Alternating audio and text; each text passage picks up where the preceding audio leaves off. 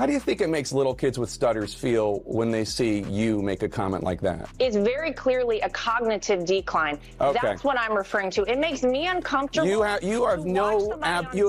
can't. This is so amazing. It's so amazing to me that try and figure out an answer. A cognitive decline. President Biden embraces his stutter, talking about it, while Trump mocks it, exaggerates it, belittles it. He's sharp physically. I mean, mentally. Yeah. I think the question is physically, right? Right. More so? Right. Right. And the guy who's his chief opponent is only 3 or 4 years younger than him. Exactly. I mean, you have questioned President Biden's age, mental fitness, ability to lead.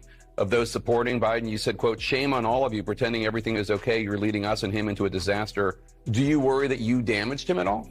I don't doubt that you got hugs and handshakes behind closed doors today, and maybe even publicly, some of them because they like you personally. But I've heard a lot of really nasty stuff about you from your Democratic colleagues. Sure. I mean, just like, what is he thinking? Exercise in narcissism. I mean, false claims to the Wall Street Journal about President Biden's mental fitness and acuity. He's 81, and his memory, it doesn't seem great. It's not horrible, but I don't understand the outrage. Quote, "Behind closed doors, Biden shows signs of slipping," unquote. The Wall Street Journal is owned by News Corp, which is run by the Murdochs.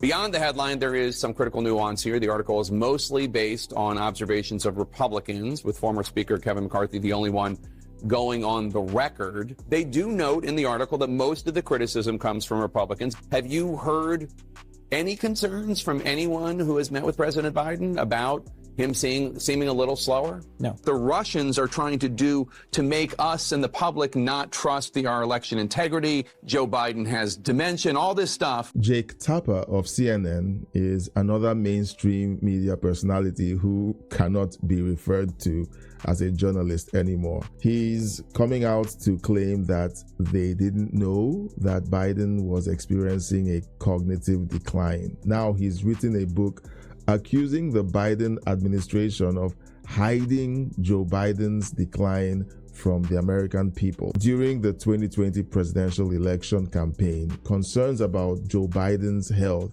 were raised by many independent voices on the internet.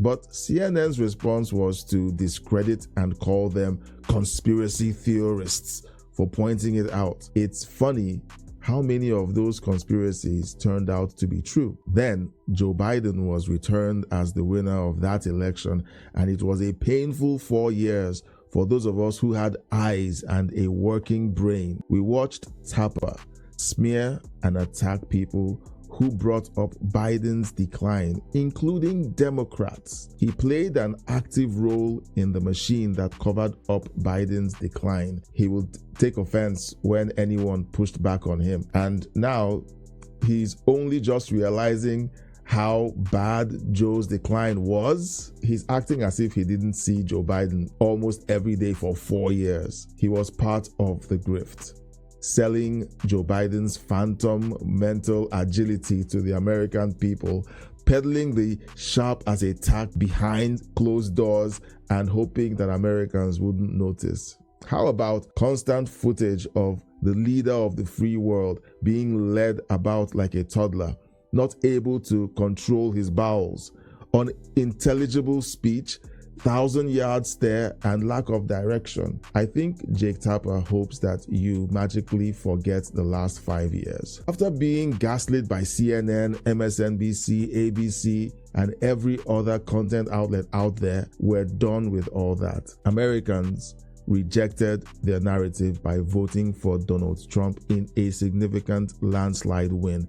And the declining ratings of these networks are a constant rejection of their authority. Now, in a bid for relevance and to hedge his bets, Jake Tapper is trying to inch his way back into relevance by writing a book to spin a new web of lies in hopes to memory hole the last 8 years of atrocious reporting, smears, gaslighting, and ultimately lying to the world about the thing we could all see. The king had no clothes. Right now, justice has come for all of them, and they're feeling the heat. Personalities are losing their shows. Let's not call them journalists anymore. And their ratings are being sucked into a black hole from which it's unlikely they will ever recover.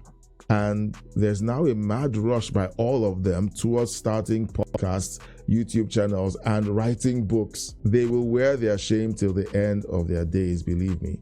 And all that's left for us to do as the world points at them and laughs is to pray that they repent, find Jesus, and make an honest living in a different industry.